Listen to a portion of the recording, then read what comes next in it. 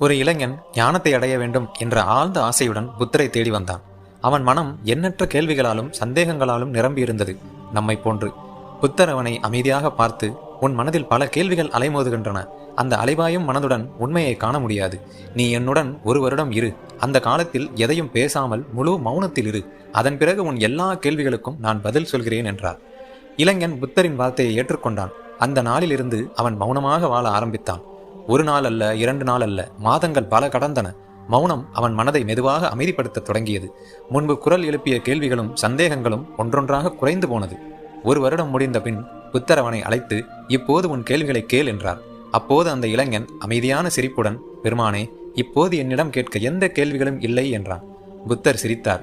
ஏனெனில் அந்த இளைஞன் உண்மையை உணர்ந்திருந்தான். ஞானம் வெளியில் தேடிப் பெறுவது அல்ல, அது நம்முள் விழித்தெழ வேண்டியது. நம் மனமே கேள்விகளின் பிறப்பிடம், அதே மனமே பதில்களின் இருப்பிடமும் ஆகும். மௌனம் மனதை தெளிவாக்குகிறது. மனம் அமைதியானால் சந்தேகங்கள் நீங்கி உண்மை தானாகவே வெளிப்படும். அமைதியான மனமே ஞானத்தின் கதவு ஆகும்.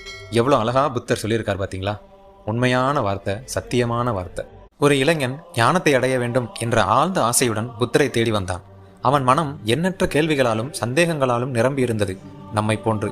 புத்தர் அவனை அமைதியாக பார்த்து, உன் மனதில் பல கேள்விகள் அலைமோதுகின்றன. அந்த அலைவாயும் மனதுடன் உண்மையை காண முடியாது. நீ என்னுடன் ஒரு வருடம் இரு. அந்த காலத்தில் எதையும் பேசாமல் முழு மௌனத்தில் இரு. அதன் பிறகு உன் எல்லா கேள்விகளுக்கும் நான் பதில் சொல்கிறேன் என்றார். இளைஞன் புத்தரின் வார்த்தையை ஏற்றுக்கொண்டான். அந்த நாளிலிருந்து அவன் மௌனமாக வாழ ஆரம்பித்தான். ஒரு நாள் அல்ல, 2 நாள் அல்ல, மாதங்கள் பல கடந்தன. மௌனம் அவன் மனதை மெதுவாக அமைதிப்படுத்த தொடங்கியது. முன்பு குரல் எழுப்பிய கேள்விகளும் சந்தேகங்களும் ஒன்றொன்றாக குறைந்து போனது. ஒரு வருடம் முடிந்த பின் புத்தர் அவனை அழைத்து, இப்போது உன் கேள்விகளை கேள் என்றார். அப்போது அந்த இளைஞன் அமைதியான சிரிப்புடன், பெருமானே, இப்போது என்னிடம் கேட்க எந்த கேள்விகளும் இல்லை என்றான். புத்தர் சிரித்தார்.